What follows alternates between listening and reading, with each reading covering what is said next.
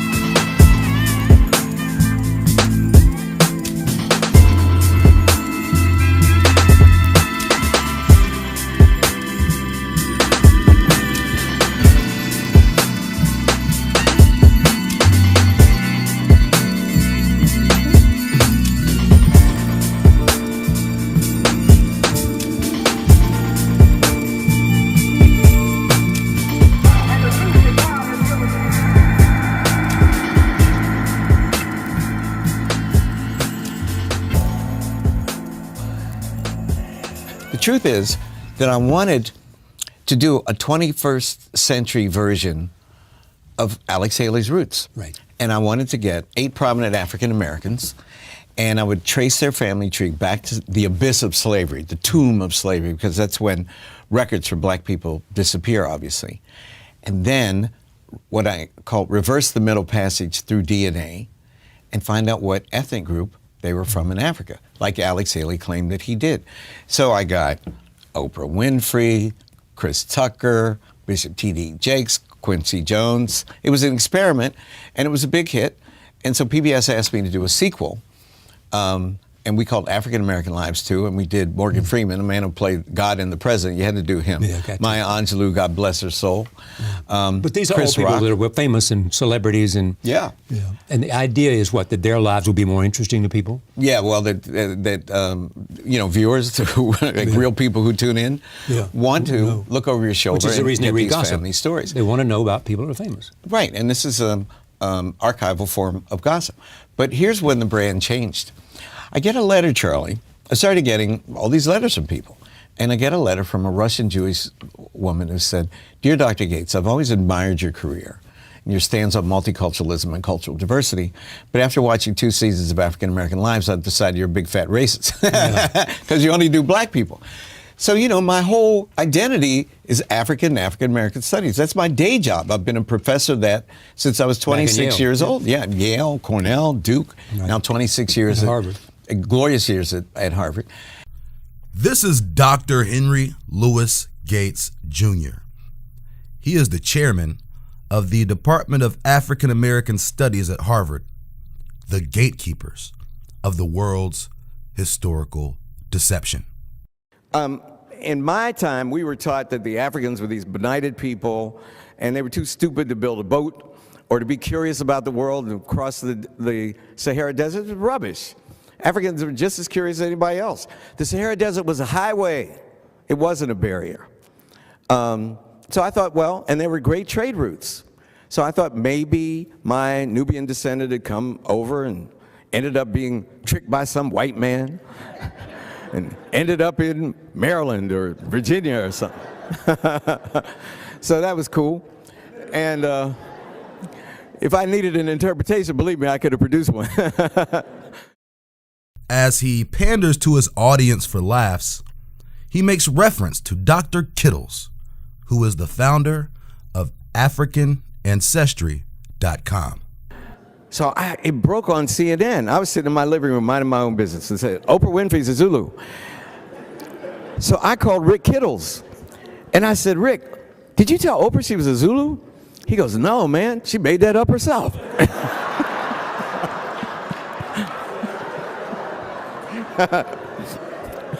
It's a true story. It's a true story. I would lie to make you laugh, but I'm telling you a true story. Gates goes on to reference the process by which Kittles collects genealogical information, jokingly, as if the process he uses to collect information is completely fraudulent. So I said, Rick, are you in your lab? He said, yeah. I said, is anybody there? He said, no. I said, when the results come in, make her Zulu, man. You know? I said, you back there making it up anyway. Don't nobody believe you could take some spit and figure out a tribe? What, are you crazy?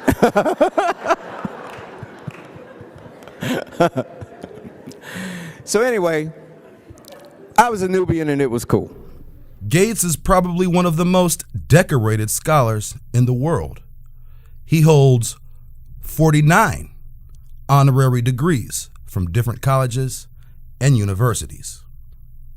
In addition, Gates is also the host of a show on PBS in which he takes celebrities like Chris Rock, Morgan Freeman, Tina Turner, and Don Cheadle and strains at attempts to connect them to certain tribes in Africa based upon genetic commonalities with African haplogroups, all while deceptively disconnecting them from their true Indigenous American heritage.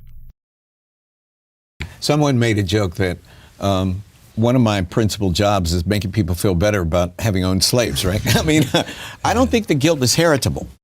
Individuals such as Don Cheadle, Morgan Freeman, and Jackie Joyner Kersee were always told by their grandparents that they had Indian blood. However, according to Dr. Henry Louis Gates, their grandparents were liars. A little Choctaw Indian in my background. She looked like an Indian woman. She looked like, you know, I mean, like straight off the prairie. They talk about the cheekbones and. Yeah, you do have high cheekbones. Yeah. She always had long black hair, and so, you know, that's Indian hair. But I've long been suspicious of these stories. How could so few Native Americans sleep with so many African slaves? Especially in the cases of Don Cheadle, Jackie Joyner Kersee, and Morgan Freeman, who had all been told they were Indian, Gates makes sure to invalidate and refute any claims that they would have to indigenous genealogy. In the most disrespectful way possible, Gates confounds some of the most important lessons taught by their elders and dismisses oral family history as complete nonsense in such a way that these people no longer believe that their elders even know what they were talking about, further driving a wedge between generations. Had hair down to her knee. I thought she looked, you know, like a Native American. And that's, like I said, that was my mom, and she wore 70s headbands. Oh, that's your mom? In the 70s, Oh, she your looked mom's like, cool. Everyone thought she was Native American. I have a little Choctaw Indian in my background. She looked like an Indian woman. She looked like, you know, I mean, like straight off the prairie. They talk about the cheekbones and Yeah, you do have high cheekbones. yeah. She always had long black hair, and said, you know, that's Indian hair. But I've long been suspicious of these stories. How could so few Native Americans sleep with so many African slaves? Tina grew up believing that two of her grandparents were part Native American. But you're only 1% Native American. You know how your family has always thought that you had all this Native American heritage? Yes. It was white heritage that you had. All this time I've been thinking Indian. I was dying to find out what tribe it was. You're from the tribe of Europe. Wow. And I'm 3% Native American, so I got just a little Indian in me. You got a little Indian in you. 0% Native American. And 0% Native There American. you go. And 0% who were Native American. We're going to have to tell the Choctaw Nation in Oklahoma now that I misrepresented myself. Even concealed within this great deception, there is truth. The confusion comes from a Eurocentric method of classification based upon appearance, more commonly skin tone, which was used as a method of dividing the masses into the social totem pole of the American caste system. The injection of Caucasian DNA into indigenous blood provided a method of genetic segregation. The majority of anyone who is considered a government paper-backed Indian belonging to the 5 civilized tribes does in fact have European ancestry. The only reason these tribes are even in existence after 1866 is because they submitted under the will of Europeans. And by then, tribal membership was used by white men as a ploy to acquire vast amounts of native land. The title freedman was a reclassified label given to Negroes or dark Indians who had either been free brown people of the land or slaves to one of the 5 civilized tribes. Indigenous Indians were excluded from membership. So in a sense, Gates is telling the truth. Did you read those results? 20% European. You were 1/5 white. Wow. Oh, man. I'm horrible in sports, so maybe this explains that. My jump shot is horrible. 19% European. Are you surprised to know that you have that much European ancestry? I guess so. As dark complected as I am. It means you're 1/3 white. Well, that's surprising. Surprising. Surprising. You are 33% European. Really? I'm 50-50. To my horror, the chairman of African American Studies at Harvard at the time was a half a white man. Surprising. Surprising. Surprising. Surprising. Look, these are real. Here is a prime example of how disgustingly low the world will go to hide who you truly are. They hire their porch monkey propaganda puppets at institutions like Harvard and make them Dean of the Department of African American Studies. In 100 years, academia will support the idea that blacks are descended from Europeans and Native Americans no longer exist. But why isn't Native American DNA showing up in test results? Go to Google right now and check out the hundreds upon thousands of complaints from people claiming that they have Native American ancestry But the results came back and they were sitting there with the Don Cheadle face. All these Native American grandparents, well, according to Ancestry.com and MyHeritage and 23andMe and a slew of other DNA charlatans, your grandparents lied to you and everybody about who they were and about who you are. According to them, your grandparents are liars. And their DNA test proves that. So what's the real reason Native American ancestry doesn't show up on any DNA tests? Just as with anything else, money, power, control.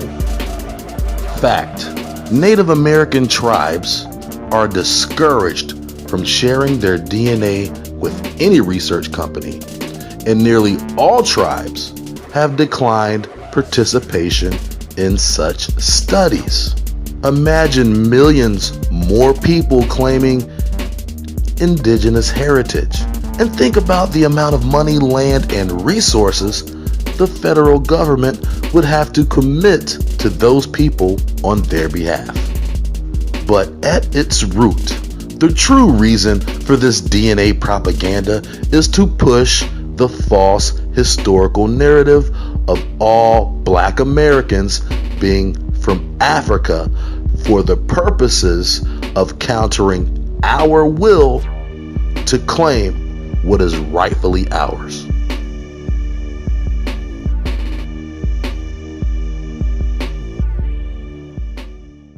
Well, when I went to Harvard in 1991, I raised money to count the slaves. There were a group of scholars who were trying to count the number of Africans brought to the New World, the entire New World, in the slave trade.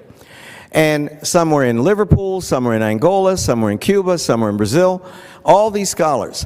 And someone came to me and said, if you raise money, that you could bring these people together, it would be historic. And that's what we did. The result, you could go home and look at it. It's free online. It's called the Transatlantic Slave Trade Database.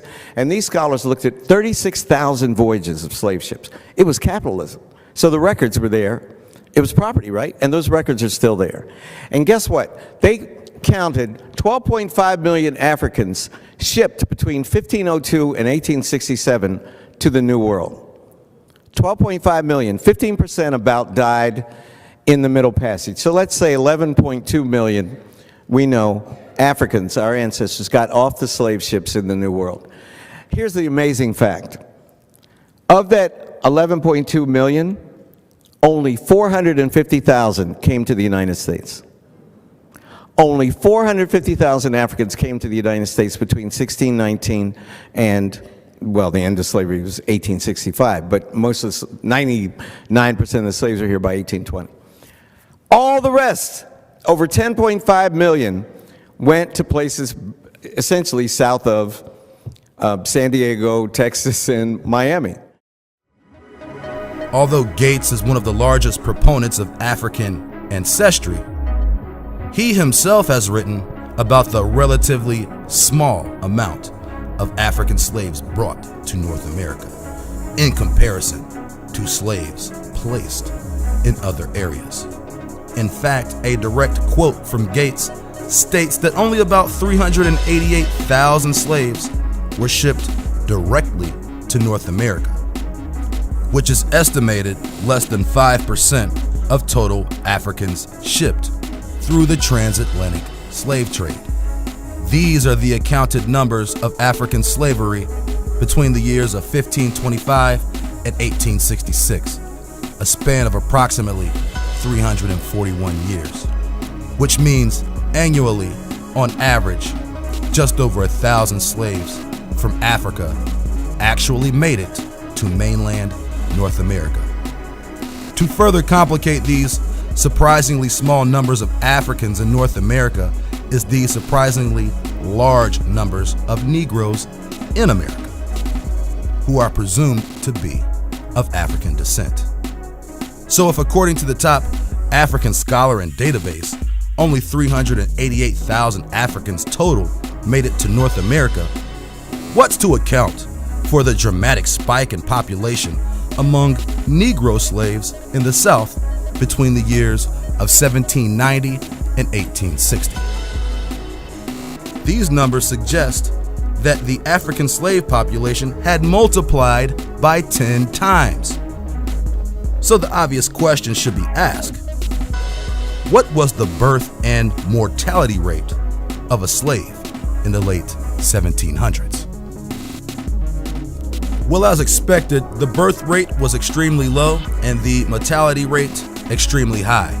Most women miscarried their unborn child due to the inherent physical strain that forced manual labor in treacherous seasonal conditions puts on a woman's body. As well, most women preferred to miscarry rather than to birth a child into a life of pain and captivity. In addition to the excessively low birth rate of enslaved captives was the extremely high mortality rate among the enslaved. Male slaves were worked like farm animals for their entire lives until their bodies gave out and were no longer to physically perform manual tasks. Then they were simply taken out back and murdered once they were no use to their masters. For male slaves, this happened around the age of 25, if they were lucky enough to live that long. Because according to records, the life expectancy of a male slave was around 23 years old, and the life expectancy of a female slave was a bit longer, due to the fact that some women worked domestic duties that weren't as physically strenuous as working in the field, therefore allowing them to live longer lives. However, these extremely short life expectancies and high mortality rates are in direct contradiction to the increased slave numbers in the South. At no point during captivity were enslaved peoples ever multiplying in numbers via new birth rates. So how could numbers of slaves increase if they weren't being born on the plantation and not being newly shipped from Africa after 1808? We can clearly see the increase in population, but that population cannot be related to normal population growth or the arrival of new Africans. So where did these 4 million new people come from? Of course, they were already here and being forcibly removed from their homelands by the invading heathens from Europe.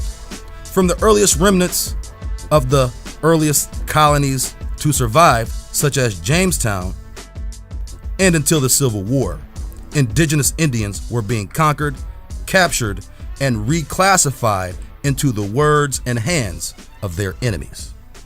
And the word American takes on a totally new image than its original personification.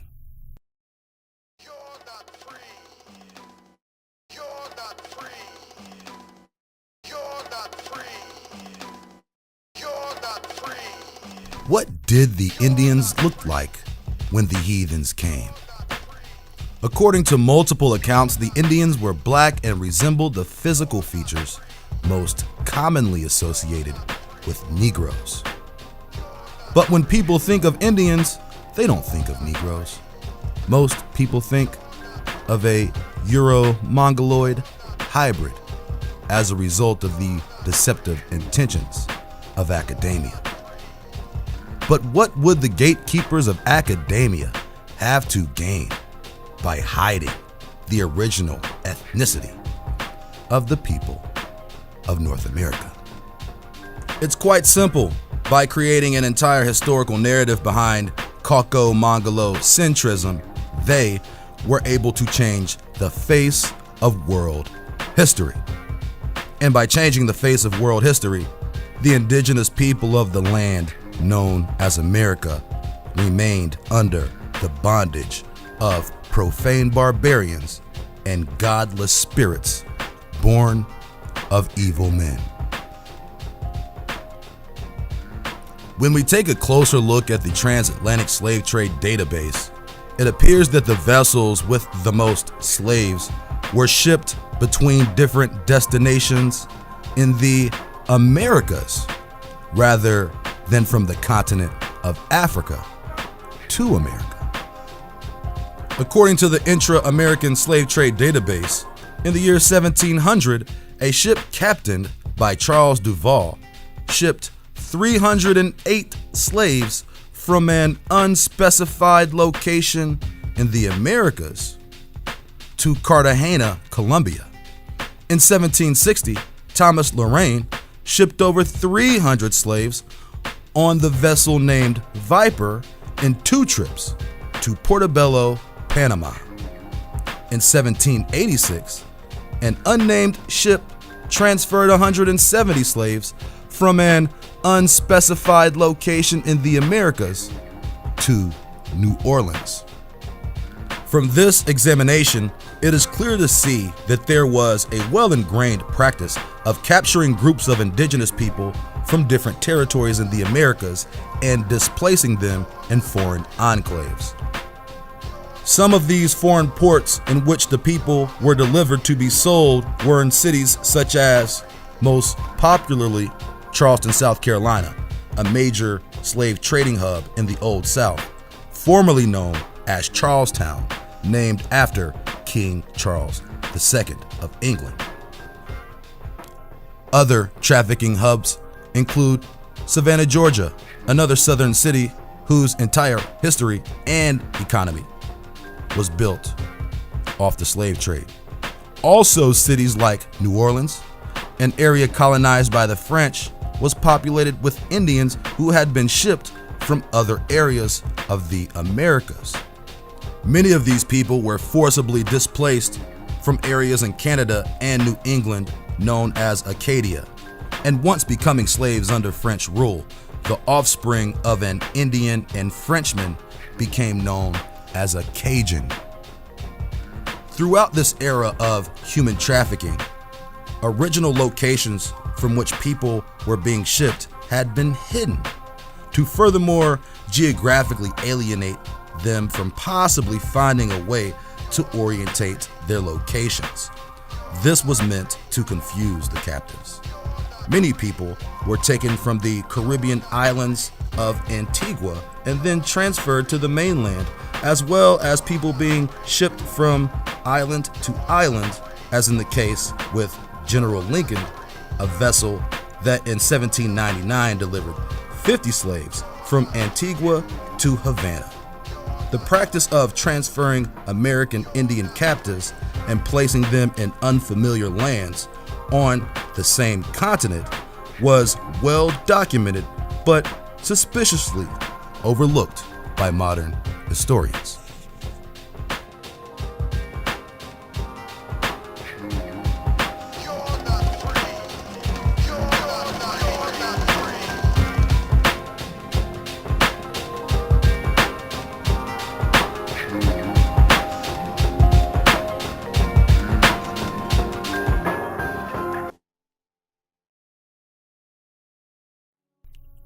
We all know that the discovery of America is a historical misnomer, based totally within the foundation of white supremacy.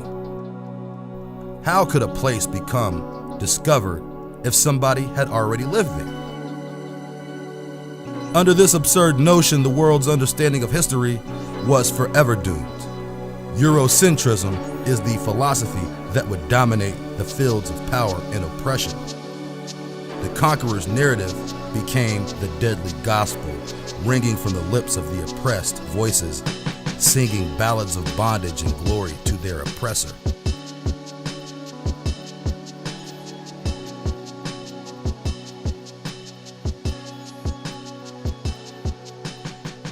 Aimlessly toiling under the sun in their father's land in search for their own identity, a people without a nation.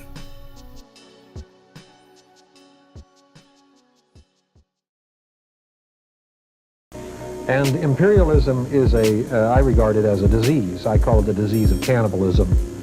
because in imperialism, people think that they have the right to consume not only the resources of other people, but their lives as well. And one of the characteristics of this kind of cannibalism, or I call it a wetiko-psychosis, from a Cree Indian word meaning a cannibal disease. The wetiko disease, it's a psychological and cultural disease. One of the characteristics is that it brutalizes people, because as a part of imperialism, well, the thing that keeps empires going is that you have to terrorize the people you're going to control. I mean, you don't get to steal their resources just by asking. You know, you've got to take it by force, and then you have to create a reign of terror in order to maintain that system. So people become brutalized as a part of that. And after you've gone through quite a few of them, then it becomes a part of your culture, and the disease takes you into its clutches, so that the Europeans, particularly by the 1400s and 1500s, the northern Europeans, had learned to become Romans.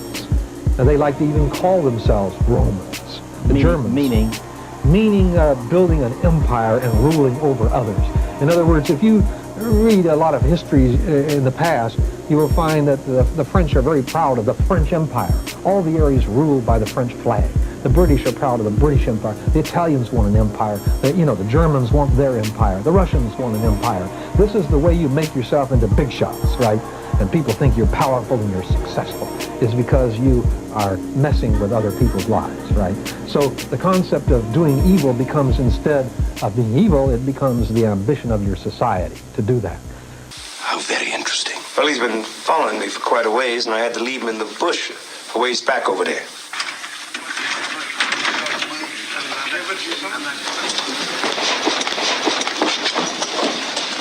You dirty, no-account, mangy little black Indian, I'm gonna knock your head off! Gentlemen, please! We abhor violence here. Is this the lawman you left in the brush? What? What lawman? Yeah, lawman!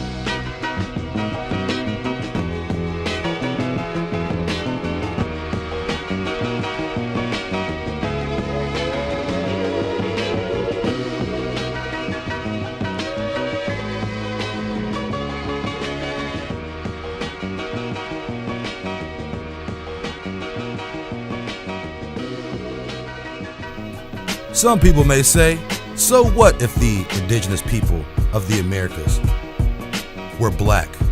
All mankind comes from Africa. Therefore, the Indians migrated out of Africa. When a person makes this connection between Africa and being the birthplace of mankind, they are presupposing certain truths under the umbrella of Darwinistic evolution. First of all, under this acceptance, a person is claiming that their genetic progeny begins with a humanoid-like species, whether that be Australopithecus, Homo erectus, Homo habilis, or any Homo in between, whose lineage was born in Africa and later migrated out of Africa to interbreed with Neanderthals in Europe and Asia. Understanding the inherent genetic difference between man and mankind, anyone claiming to be from Africa under the premise of this classical scientific narrative is mankind, which is a hybrid between man and a human-like species that can be genetically traced to primates. It must be understood that the most notable factors attributing to the difference between races is geographic isolation and sexual selection.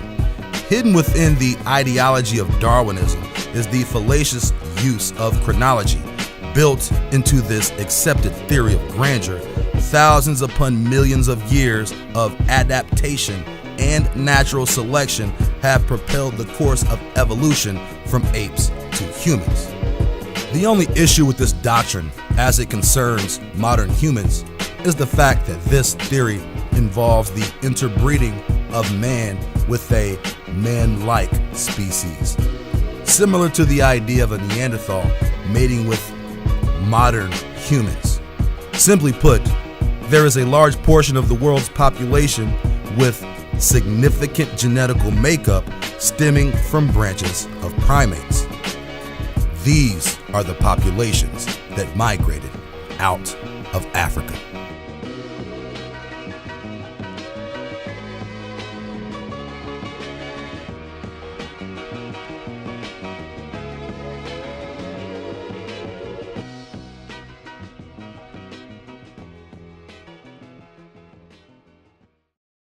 This world wasn't so new to the nations who had dwelt in the lands since the beginning. The term New World is a false designation manufactured by thieves and their disciples for the purposes of hiding their crimes in a veil of counterfeit credibility. Behind this erroneously fabricated school of immorality are the keys to the true identity of the so-called Black Americans, whose history does not begin with slavery nor end in destruction. Once recognized, the truth about world history will be acknowledged forever. But until then, the fight for our fathers and our creators will continue.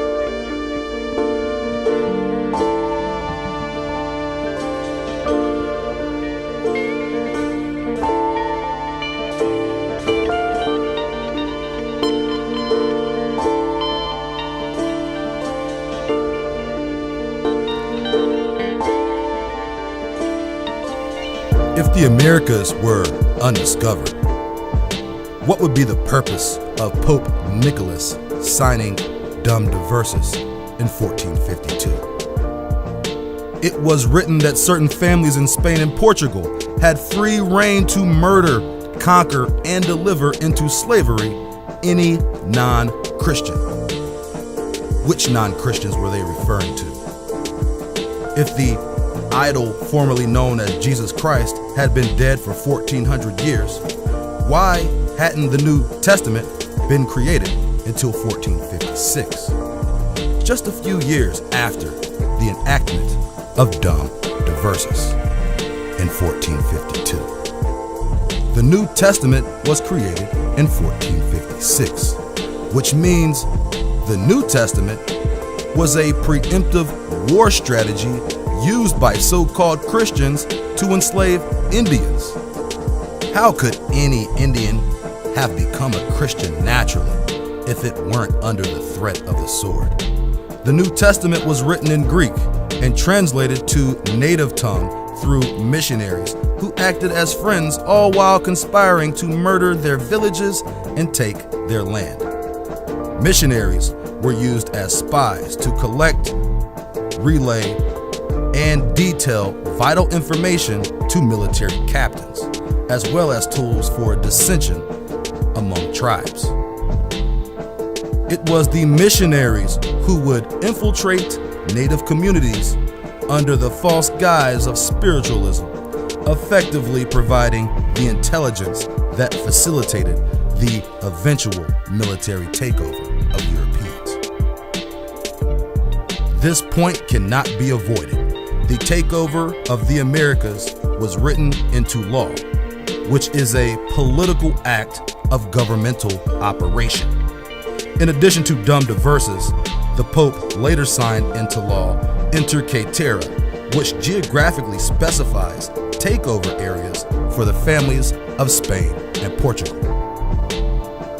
But even more so than a political mission, this was a religious crusade and should forever forward be considered so. The Pope is a religious figure. He signed an order to murder, oppress, and enslave an entire continent of people. This is documented history of the intentions of the ruling families of Europe. The idea that the Americas were some unknown innocent discovery is a flat-out lie. This land was and has always been well known and the gem of nations. Let it not be mistaken, the history said to have taken place on the other side of the world, including the Middle East, in reality took place here in the Americas.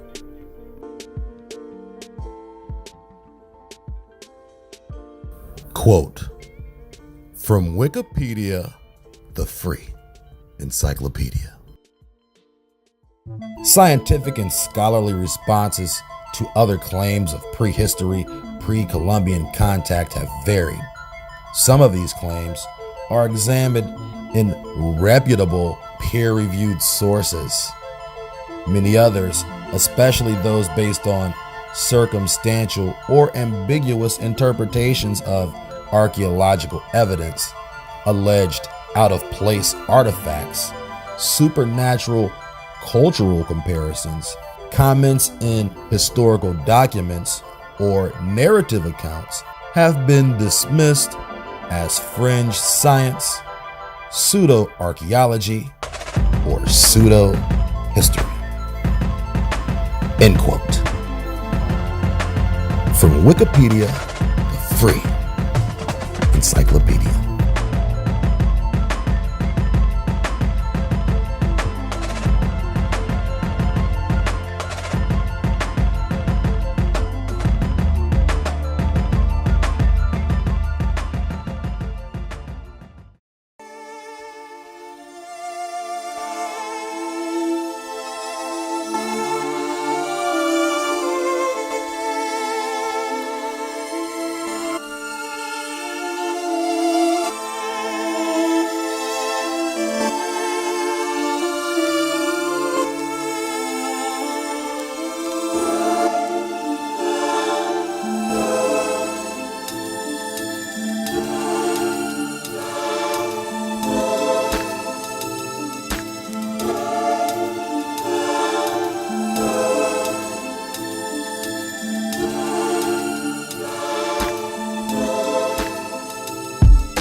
When the foreigner beheld the shores of America for the first time, no doubt they were overwhelmed with greed and dreams of murder.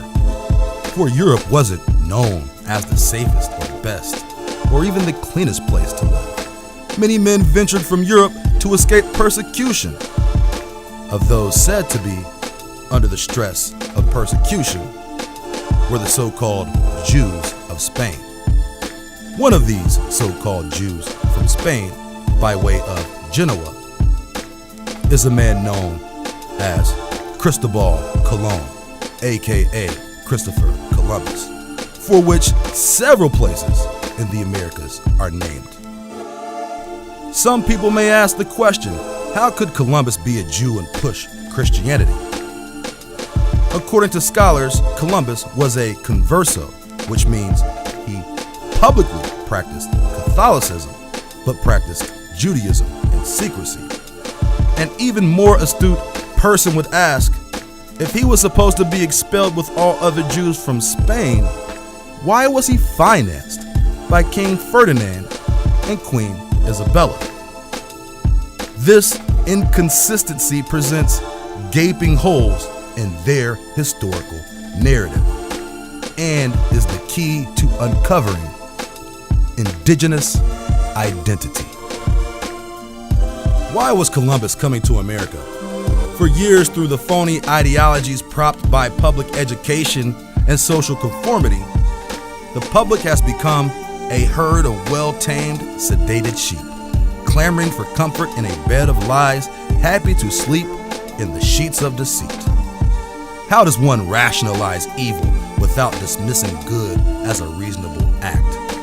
Choices made in the gray area are still shades of black and white.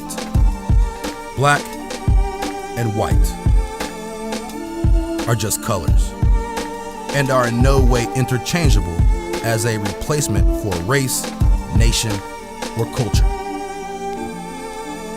The greatness of the nations of pre-Columbian America are forever trapped within the asinine markings of godless barbarians who detest divine wisdom. But the realization of our identity is a self-fulfilling prophecy whose age has risen gracefully upon the present day. And with each faithfully intended pursuit, we redesign the map to our promised land.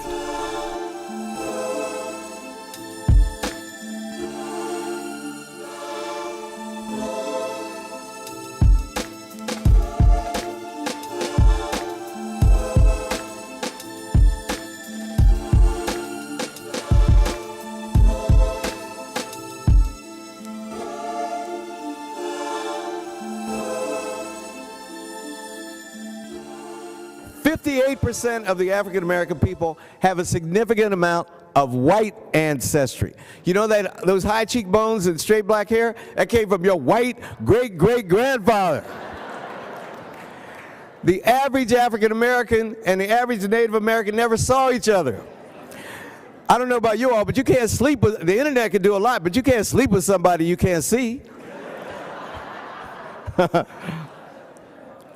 The average admixture for African Americans is the average black person is 77% black, 17.5% European, and 5% Native American. Now, I was telling the students this morning, I went to see LeBron lose against the Celtics on Tuesday night, I'm very happy to say. Yeah. And I was thinking, if I did the DNA of all the black men on the court, which was everybody on the court when I got this idea, if I did the DNA of all the black men on the court or all the black men in this room, 1 in 3 of you descend from a white man. Descend from a white man. Descend from a white man. From the rocky shores of the West Coast to the sandy inlets of the Eastern Seaboard, the territory known as America has brought prosperity and riches to the European in ways unimaginable to the first pale men to step foot on the land. Europe, a small, unimpressive place in comparison, was neither vast nor abundant. But the legend of a land far away with extensive deposits of minerals and resources tempted the heathen into transatlantic escapades, all looking to claim a slice of manifest imperialism. In comparison, the state of Texas is larger than all but 3 nations in Europe. But when you account countries such as Canada and Brazil, both colonized after 1500, the territories in the Americas as a whole are far more valuable in natural resources than the countries they were colonized by. The astronomical size of the Americas represented unbounded potential. Within 100 years, the families of Portugal and Spain had seized an area much greater in value than anything previously held by the families of Aragon and Castile. These families shared the space of an area approximately the size of Texas, but by 1592, Spain virtually controlled the entire western seaboard, and the Portuguese controlled the entire east coast of Brazil.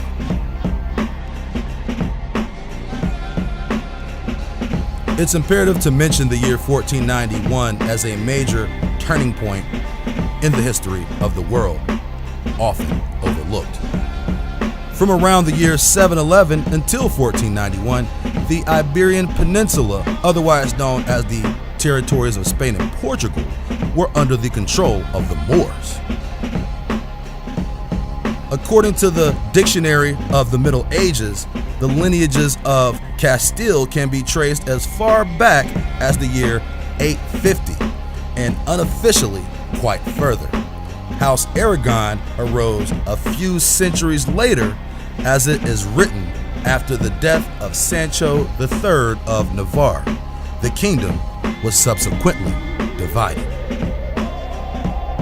So the houses of Aragon and Castile had been feuding with Muslims for centuries before the year 1491, when the Moors were finally expelled from Europe.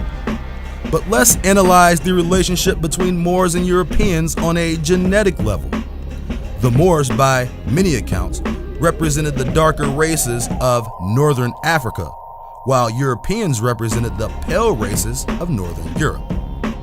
But were these the only genetic differences between the two groups?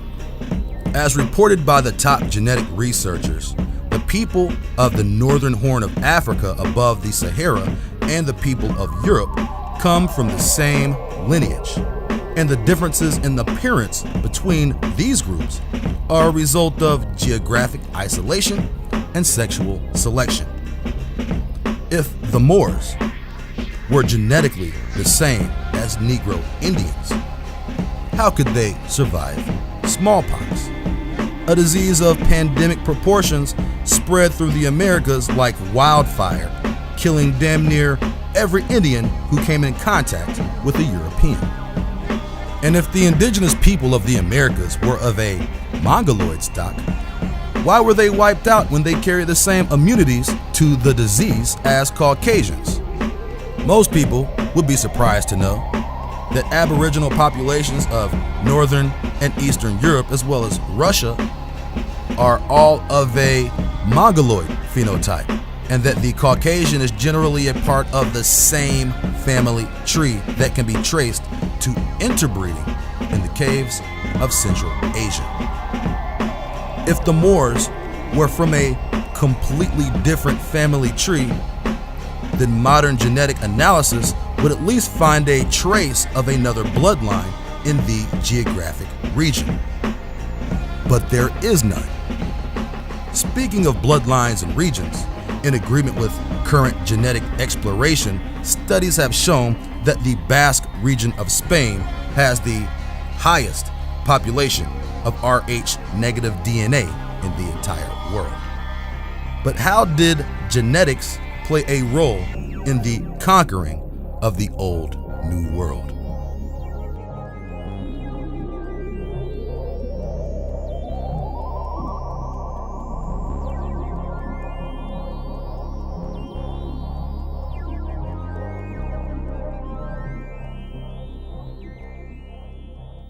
Could you talk about how Europeans went about capturing Native Americans? Well, it's not a happy thing, but it illustrates one of the kinds of great lessons that we as human beings have to learn. And that lesson is to be very astute and not allow ourselves to be used against our brothers and sisters. Not allow ourselves to be dupes and to be used in brutal ways against other human beings. Okay, often we don't simply have the information, and the Spaniards were often very direct and very brutal.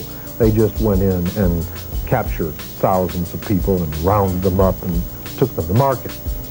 But in other cases, the colonialists were much more clever. For example, the Portuguese conquered Brazil basically by Portuguese men intermarrying with native people, particularly powerful tribes living along the coast, powerful chieftains. And then, of course, Native Americans value their families very much. Kinship is extremely important. And so, without realizing it, now they've got a new member of the family. He doesn't have the same motives that they have, but there are kinship obligations by means of which this Portuguese guy gradually takes advantage of existing enmities that may exist between Indian groups, maybe some old hostilities, and uses then his relatives against other Indian groups. And pretty soon rewards them with guns and with other weapons and goods for capturing other human beings. And so it starts out small, but as time goes by, it becomes tremendously big operations. In southern Brazil, for example, in the 17th century, there was a period of time in which at least 200,000 or 300,000 Indian people from Spanish Jesuit missions in the Paraguay area are raided and carried off to the coast as slaves, largely by bands of people who are mixed Indian and Portuguese or Indian, but led by mixed blood or Portuguese chieftains who are the founders of Sao Paulo, or Paulistas, they're called in southern Brazil. Other colonialists, example in South Carolina, the English are very astute to also take advantage of existing animosities. And they get some of the tribes to provide a lot of the slaves, and by that mean they acquire, for example, lots of Choctaw slaves from Mississippi. Choctaws are among the largest group that are enslaved and are sold through South Carolina to the West Indies and to New England and held in South Carolina. There are also tribes even west of the Mississippi that get raided and are brought in as slaves. Florida is cleaned out. Firstly, all the Indians that remained in Florida after the Spanish period are cleaned out by the English and sold as slaves in South Carolina. You say cleaned out? Yeah, virtually depopulated. Florida is virtually depopulated of its native population. The Indian people who later live in Florida are primarily people moving south to get away from the whites. Seminoles, for example. They moved south from what is now Alabama and Georgia. But the native inhabitants, by and large, are enslaved. They're Christians, they have Spanish surnames, but they're brought north here to South Carolina and become part of the slave population. You mentioned Alabama and Georgia, these names that we now know for these places, and you probably don't know some of the names that were used for, say, what is now the southern United States or the eastern seaboard. I don't know. Would you happen to know some of the Native American names for these areas? Well, of course, each group had its own name. Up in our area of where some of my people are from, up in the Chesapeake Bay area, we had the term APOCRYPHA. You know, Washington? Powhatan, yeah, Washington, D.C., Richmond, Virginia, and all through that area. APOCRYPHA was one of the names that was used. Another one was Saint Akamak. It means, I think, our fertile earth. Akamik means a place on the earth. Down in this area, one name I'll mention too is Chicora, which is very important. South Carolina should probably change its name to Chicora, or some people would write it Shakori or Shakora. The reason for that is because the first Africans were brought to Chicora by the Spanish in the 1520s. They accompanied a Spanish expedition which was basically looking for slaves, but also intended to establish a settlement. And it so happened that the Africans rebelled and the Spaniards left. They had some fighting with the native people in the area, and the Africans rebelled and remained behind. This was in the 1520s. So these are the first permanent non-Native American settlers in continental North America, long before St. Augustine and long before Jamestown. Quote from the U.S. National Library of Medicine and the National Institute of Health. Quote, genetic studies have been consistent with a single common origin of Native American groups from Central and South America. However, some morphological studies have suggested a more complex picture whereby the Northeast Asian affinities of present-day Native Americans contrast with a distinctive morphology seen in some of the earliest American skeletons, which share traits with present-day Australasians, indigenous groups in Australia, Melanesia, and Southeast Asia.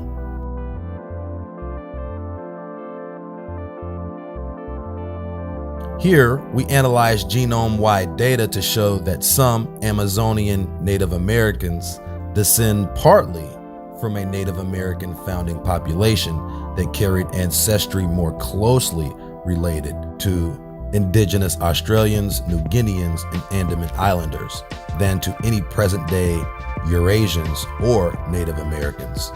This signature is not present to the same extent or at all in present-day Northern and Central Americans, or a 12,000-year-old Clovis genome, suggesting a more diverse set of founding populations of the Americas than previously accepted. End quote.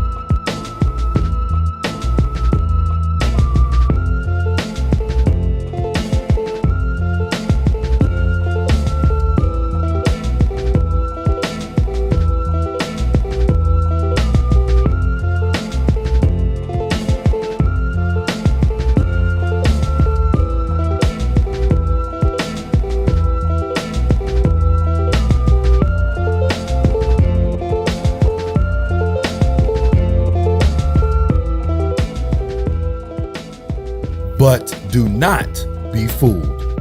Appearance is not everything. According to the top geneticists, these Australasians and Melanesians are more closely related to Europeans and East Asians than they are to American Negroes. In fact, these are the populations that were said to have migrated from interbreeding in the caves of Central Asia. So although these populations look indistinguishable from American Negroes, according to the top geneticists, these people are the oldest lineages of Caucasians. Future of the world is just a memory. But my wife's not Chinese. She's Filipino. That's right. And our kids are Puerto Rican somehow, so there you go. No matter what you think, believe, or feel, it has been genetically proven. All skin folk ain't kinfolk. In fact, you know what? My mother is half white. A lot of people don't know that. All right, you were a little too excited, but okay. Here are the figures. 1% of the African American people have at least 50% European ancestry, the equivalent of one parent. 19.6% of the African American people have at least 25% European ancestry. 58% of us have at least 12.5% European ancestry, the equivalent of one great-grandparent, and only 5% of the African American people have at least 12.5% Native American ancestry, equivalent of one great-grandparent.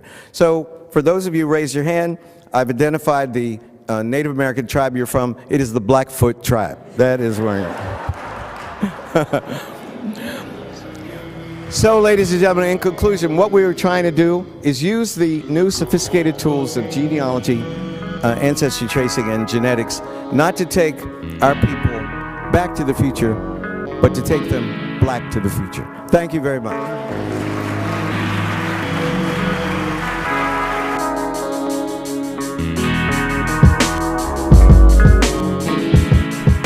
The books we read in school often report complete fallacies about history.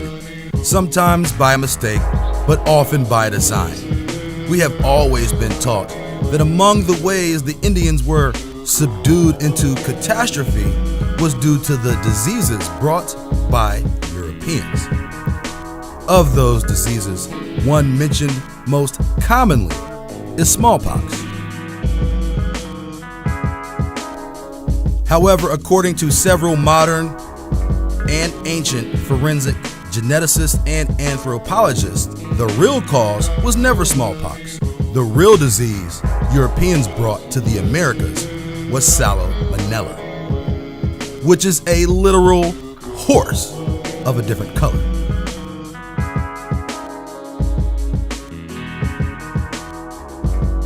These studies were conducted from the ruins of the Aztec Empire, and specimens taken by several teams of scientists have concluded that salmonella was behind the deaths of over 80% of the indigenous population.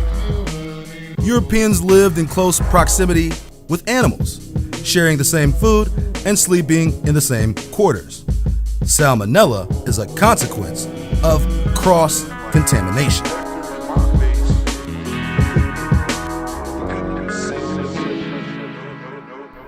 Animal to human intracellular pathogens that Europeans were quite immune, yet proved to be fatal to Indians.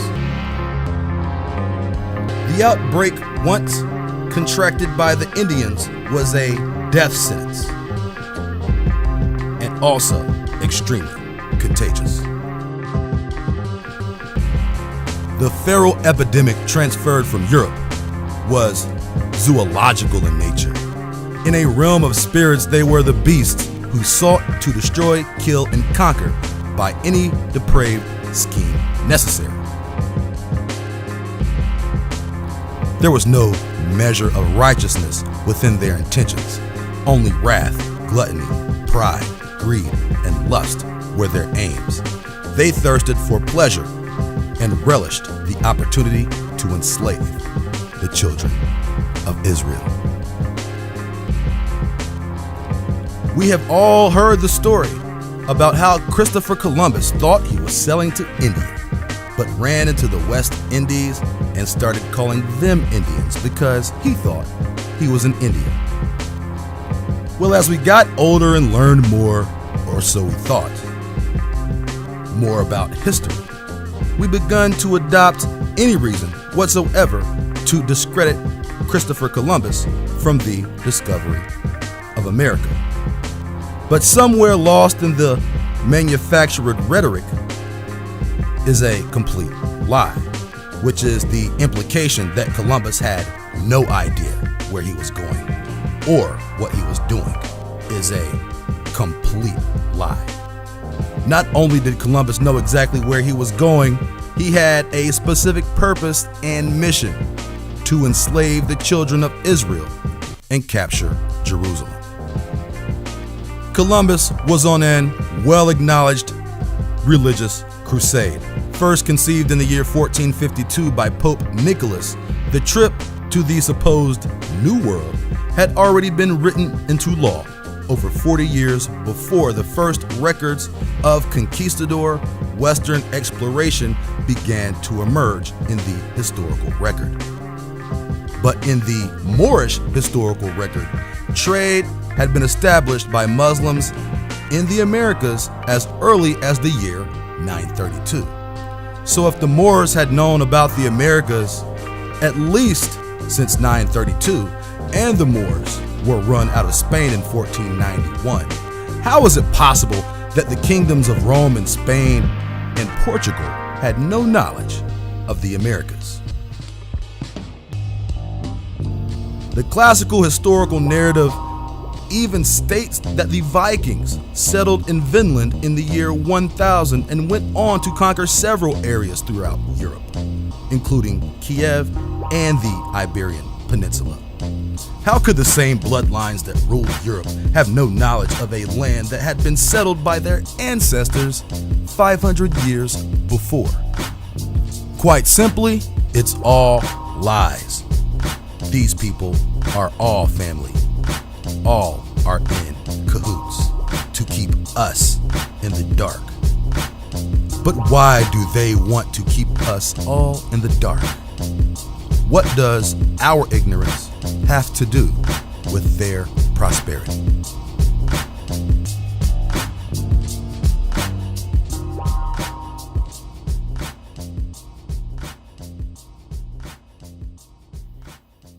An Indian who is as bad as the white men could not live in our nation. He would be put to death and be eaten up by the wolves.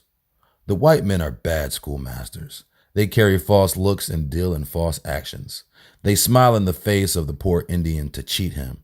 They shake them by the hand to gain their confidence, to make them drunk, to deceive them, and ruin our wives. We told them to let us alone, but they followed on and beset our paths. And they coiled themselves among us like the snake. They poisoned us by their touch. We are not safe. We lived in danger. We were becoming like them.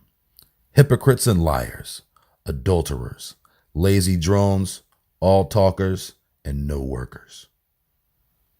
As for baptizing Indians and Negroes, several of the white people disapprove of it because they say it often makes them proud and not so good servants. But these and such objections are easily refuted, for Christianity encourages and orders them to become more humble and better servants, and not worse than they were when they were heathens. Quote from historian Jack D. Forbes. In 1719, South Carolina decided who should be an Indian for tax purposes, since American Indian slaves were taxed at a lesser rate than African slaves. The act stated, quote, and for preventing all doubts and scruples that may arise, what ought to be rated on musties, mulattoes, etc., all such slaves are not entirely Indian shall be accounted as Negro. End quote. Forbes found this to be significant. He said that at the time, musties and mulattoes were considered persons of Native American ancestry. He wrote, "My judgment, to be discussed later, is that a mustie was primarily part African and American Indian, and that a mulatto was usually part European and American Indian. This act also significant because it asserts that part American Indians with or without African ancestry should be counted as Negroes, thus having an implication for all later slave censuses." End quote.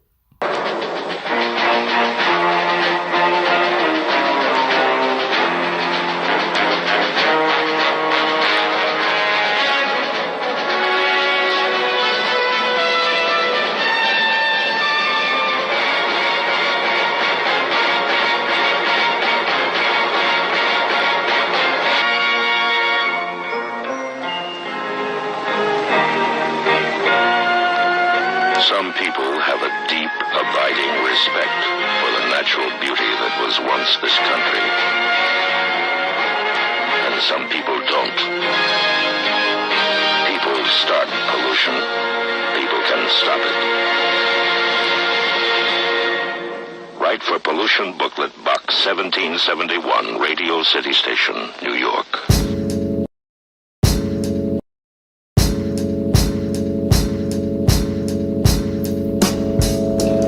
Old Iron Eyes Cody, aka the Crying Indian. Iron Eyes Cody is known for being the face of an American Indian, with over 30 movies and television shows to his credit. He became the face of an American Indian. How are you, Iron Eyes? You look great. How have you been?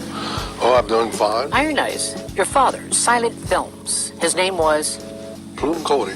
Thomas Plume Cody. Thomas Plume Cody. Do you remember at the first, he was a technician for, he was a technical MGM advisor at MGM Studios? Yeah, he brought me out here when I was about almost 8 years old to teach a boy in a thing called Squaw Man with Lupe Velez, and she's gonna marry an Englishman. Although surprising as it may sound, Old Iron Eyes wasn't actually a Native American. In fact, it came out later that he was of Italian ancestry. Many films. Oh, yes, John I made Wayne. about 8 with John Wayne. 8? At Republic Studio, about 8. About 4 of them with... I wonder how they could have ever figured that out. And I did a series with Randolph Scott. Yeah. Working with these great stars, looking back at your career. Oh, I liked them all. They treated me perfect. I liked them all. I was never shy. I was one of them guys that speak up, you know. I like what I'm saying, you know. There was no racial, no problems at all. What? I was never Did she nervous. just say what I thought she said? I was never nervous in anything I did. All the 5 movies I made with Disney, like The Honey Goes to Camp 3 years ago, I did all of that, not nervous, and I got a bad back. 200 films you've done, I got 285 films. 285. That's definitely more than 30. Drinking. Did you guys used to drink together? I knew him when he Cody managed to keep up this ruse throughout most of his professional career.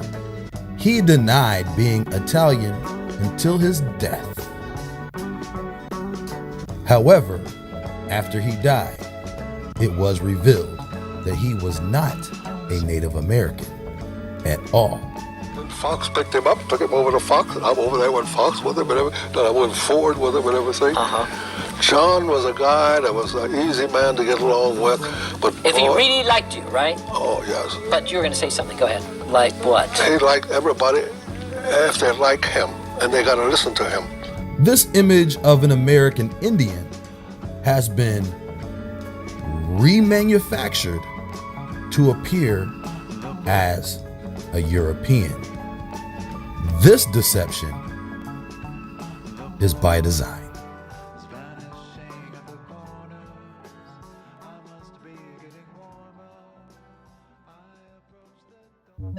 Beginning about 1767, some of the ancestors of the Melungeons reached the frontier New River area, where they are listed on tax lists of Montgomery County, Virginia in the 1780s. From there, they migrated south in the Appalachian Range to Wilkes County, North Carolina, where some are just listed as white on the 1790 census. They resided in a part that became Ashe County, where they were designated as other free in 1800. Subsequently, it would be later determined by geneticists that the Melungeon people have part Portuguese and African ancestry.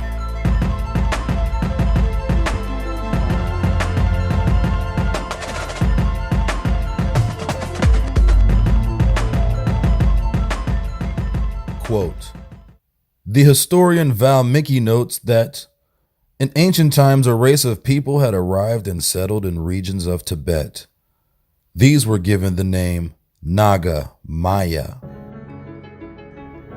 This is historical, not a myth or a legend.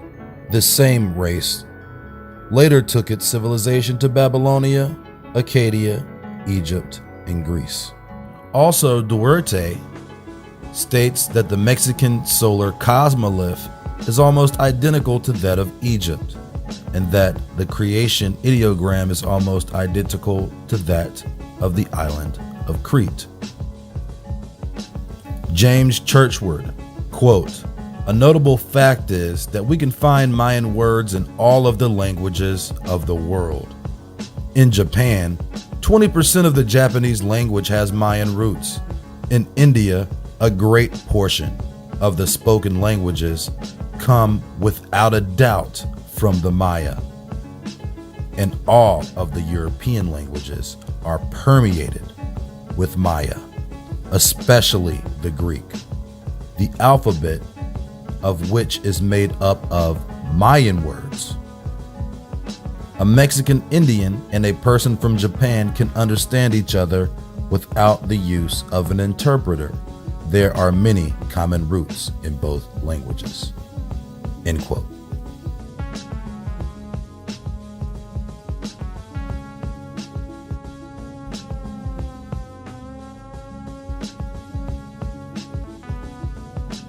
Now, there are people out there, especially in U.S. academia, who love to dismiss the tens of thousands of artifacts showing ancient Middle Eastern languages and customs here in North America as fakes.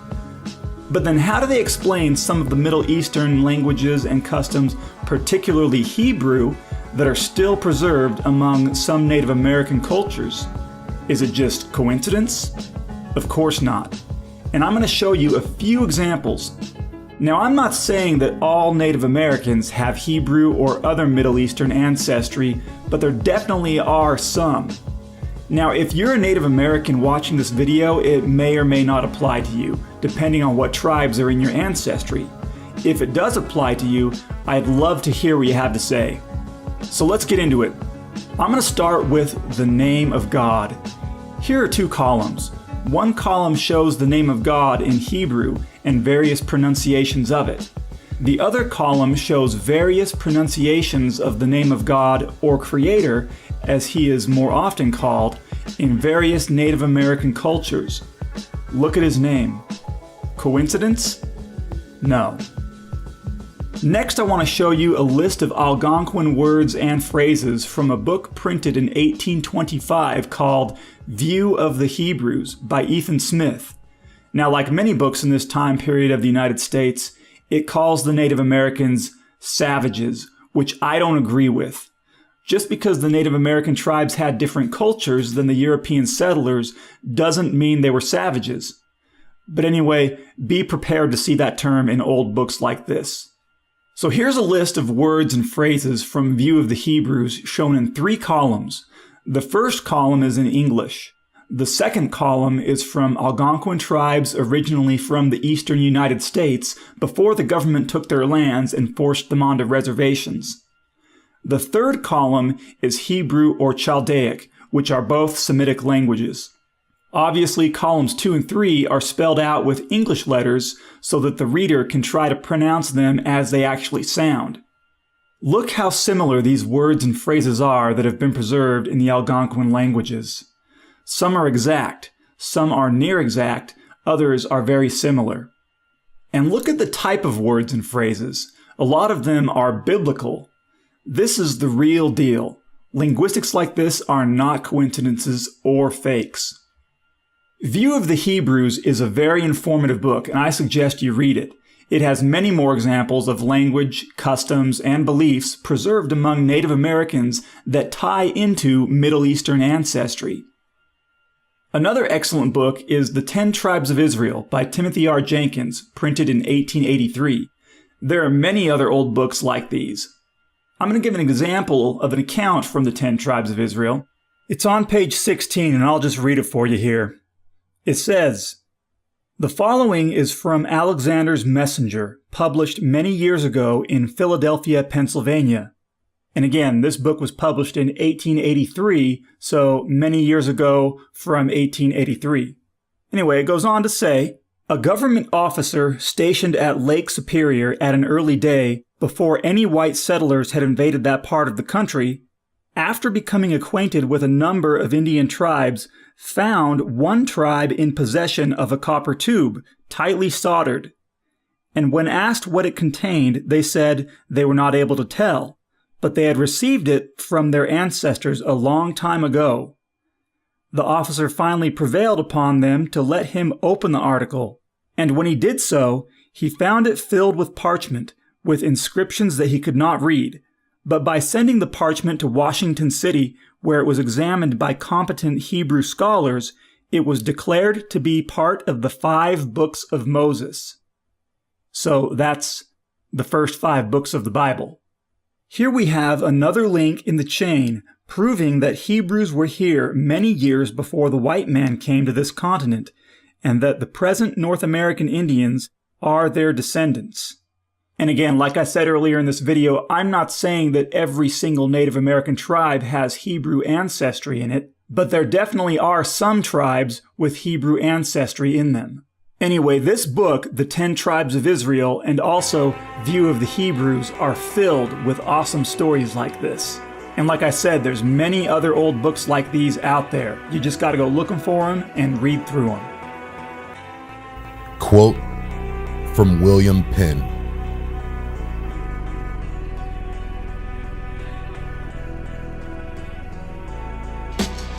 "Their language is lofty, yet narrow, but like the Hebrew in signification, full. Like shorthand in writing, one word serveth the place of 3, and the rest are supplied by the understanding of the hearer. Imperfect in their tenses, wanting in their moods, participles, adverbs, conjunctions, interjections. I have made it my business to understand it, that I might not want an interpreter on any occasion. And I must say that I know not a language spoken in Europe that hath words of more sweetness or greatness in accent and emphasis than theirs." End quote.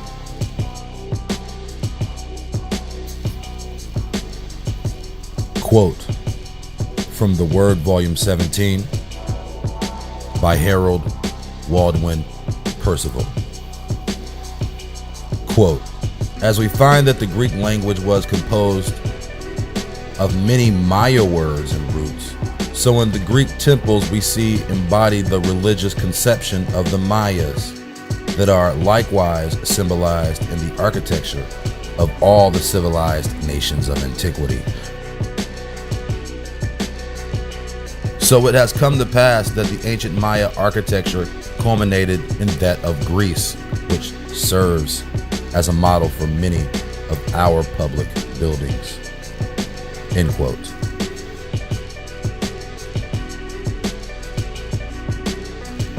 Quote Unless this extraordinary identity in the language, architecture, and many other things that could be enumerated, were it necessary in the present instance, be attributed to mere casual coincidence, which is most improbable, it must be admitted that in very remote ages, the Greeks and the Mayas must have been branches of the same family.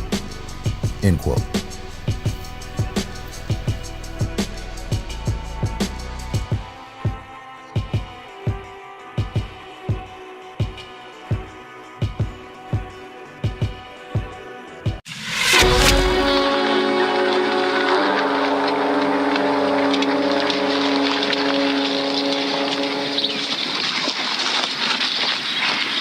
Boy, it's too soon to rest. You're a man.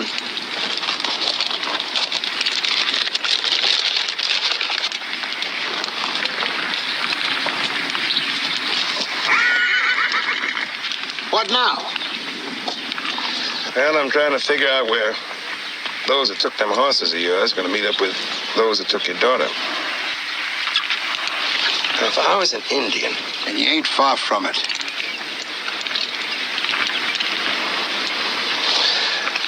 Here's what I head for. Rock Bluff? Why? Well, if I was an Indian, which I ain't,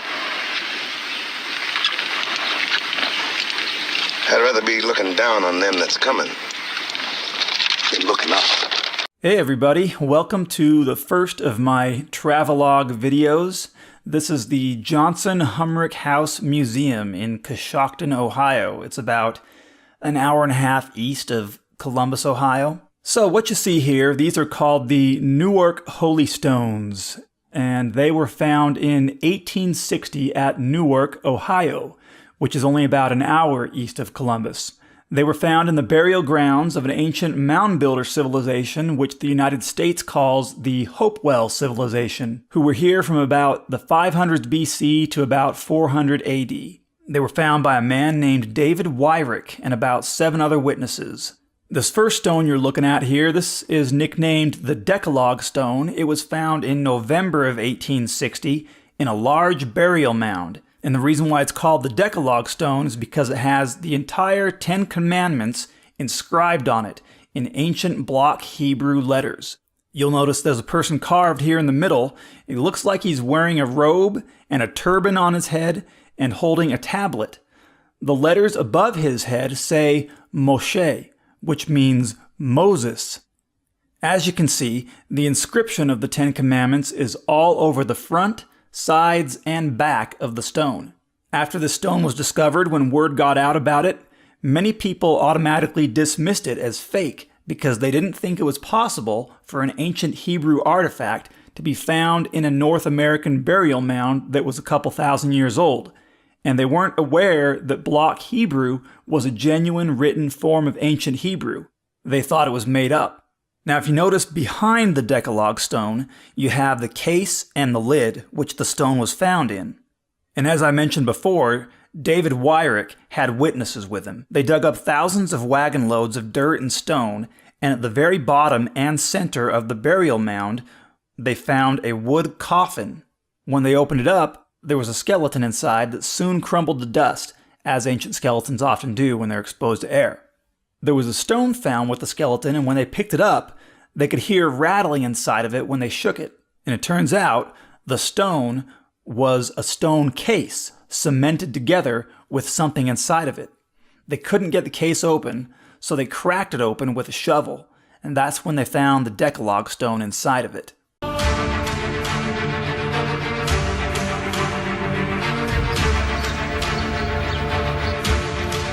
This is the Decalogue Stone with the 10 Commandments written on it on all sides of it. And this is a stone box that the Decalogue was found in. Okay. So when it was found, it was enclosed in this box and you couldn't even see the stone inside. The box is carved out inside exactly to fit the Decalogue Stone. Well, who's that guy? Well, this figure here on the front that's wearing a robe and a turban and holding either tablets or a breastplate. And over his head in these Hebrew letters, it says Moshe or Moses. Oh. So must be Moses. Okay, that's Moses, all right. Who delivered the Ten Commandments. Ten Commandments, okay, well.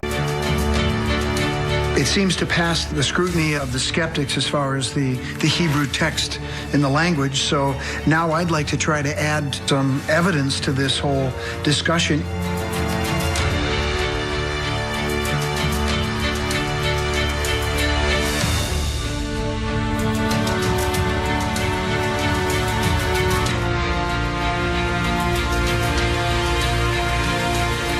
This thing is polished after it was carved. It's scratched like I would expect. Well, it fits snug. So the box in itself took an awful lot of work. I mean, if it was really a forgery, you wouldn't go to all that much trouble to make a box for it. So I think that speaks to its authenticity, that someone really this was very important to someone. This is a lot of work, and it's polished. It's got the detailing of the grooves. It wasn't made, as far as I can tell, from modern machinery. Geologically, I don't see any problems here that would make these things obvious hoaxes. So the skeptics have rejected this. Well, that's been a factor, but Hebrew is an odd thing to find here. The fact that it's odd doesn't mean that it's not genuine. What it boils down to is really the problem with these artifacts is that the academics don't like them because they don't fit the paradigm. And unfortunately for them, you can't dismiss things simply because you don't like them. Right. And so the evidence to me seems clear. There's no reason not to accept these as genuine, legitimate artifacts.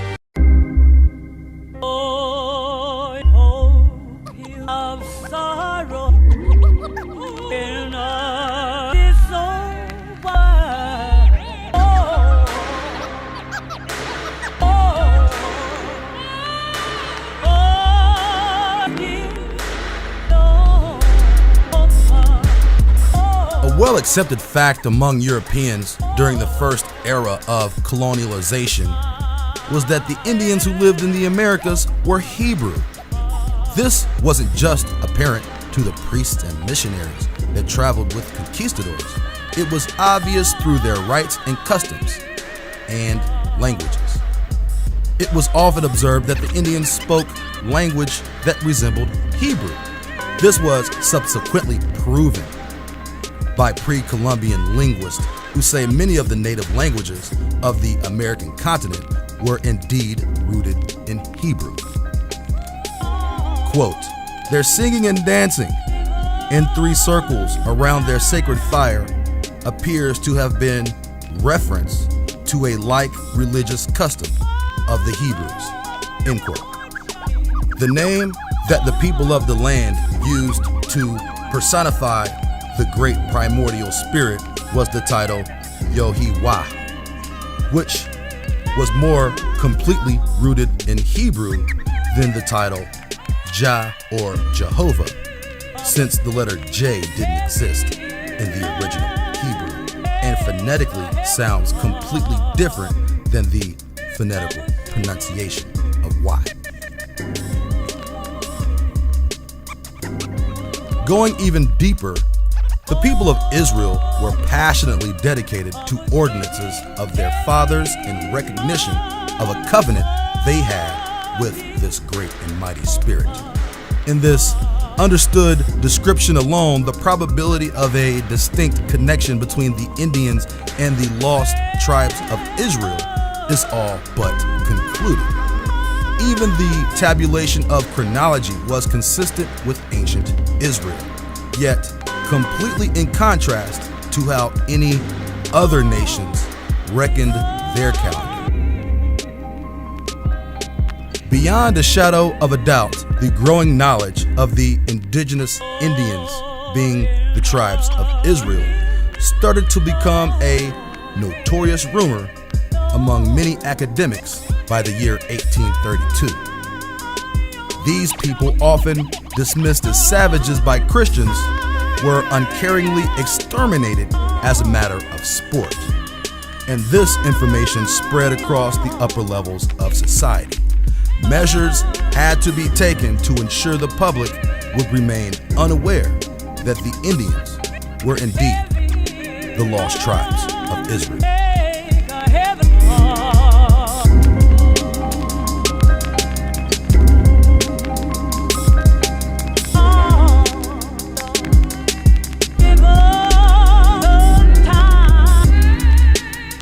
Along with this new information grew the reluctance by some Christians to continue killing Indians and pushing them off their land. And many whom had supported the position that the Indians were savages changed their stance.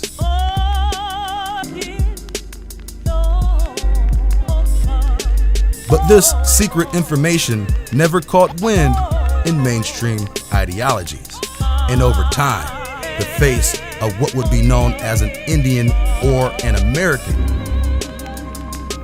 from the 1832 definition, changed to what we think an American is today.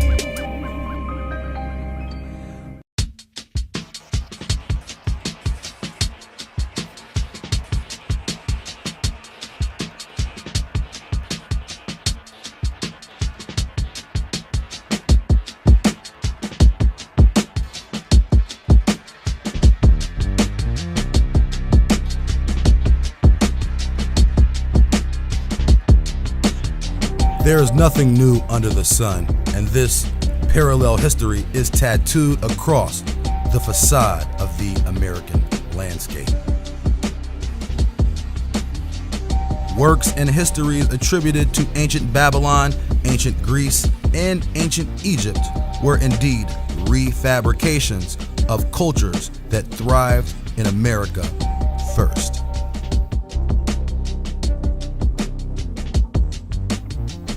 The connections between ancient Egypt and the Mayan civilization are undeniable.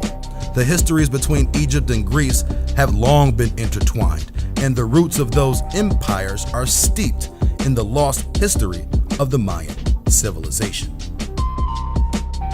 How could the roots of ancient languages such as Greek and Hebrew have more targeted origins and use and definition in the Americas than their modernized uses in Europe?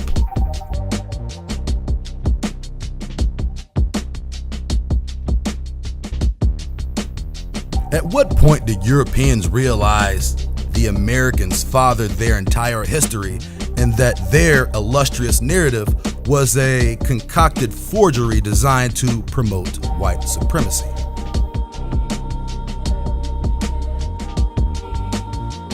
The smartest of them quite possibly had already known the secret of the ages and likely cooperated alongside the machine of deceit to further suppress the truth.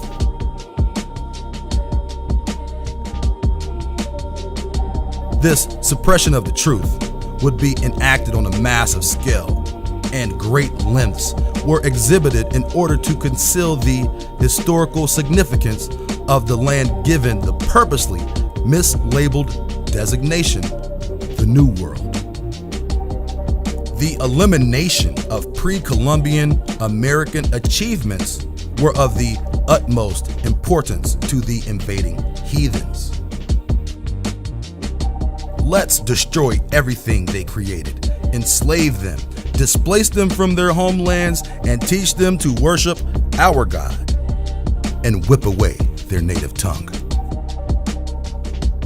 And all while we do these things, we will steal their land, knowledge, and achievements and claim them for our own.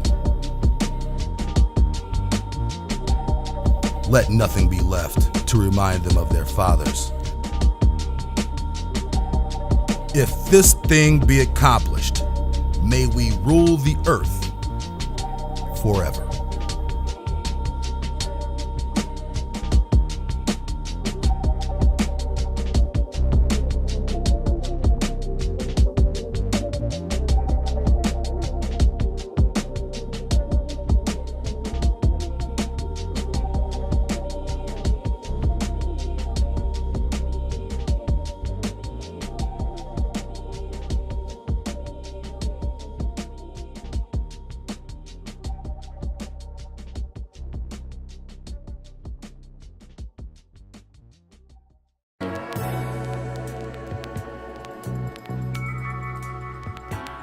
You know, this is just not a rap, as they might call it. I'm trying to really comfort my soul with this, because I want you to really believe and really feel what I'm trying to say. You see, because this is that moment in my life that I'm giving my very soul to you. Our story will not be written by anyone but us. His story has confounded nations into servitude. Their story began when ours ended. That story will end when ours continues again. Until then, we diligently prepare for truth to reside in our hands, that we may understand the cause behind our calamity. The transgression behind the cause falls at our feet. A debt was to be paid at the cost of our freedom. Our freedom never dwelt within the hands of the heathen. But in their words we became corrupted, and in their laws we grew wicked, and in their ways we strayed. So far away, wisdom vanished into the wilderness of wickedness. Stones and idols, swine and serpents, scribes and pens, schemes of treachery, consciousness of beasts.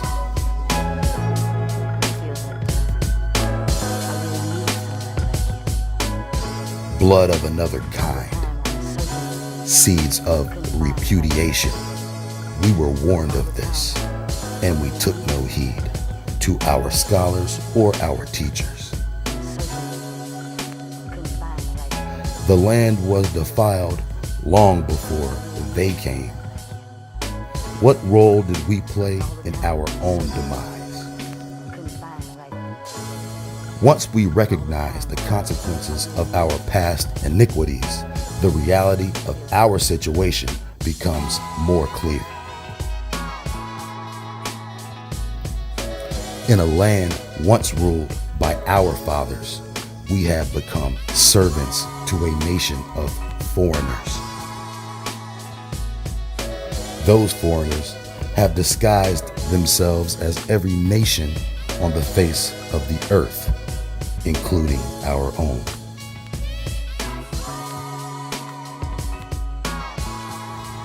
They would like us to believe that we are all the same, but they know this isn't true. So why do you subscribe to their madness?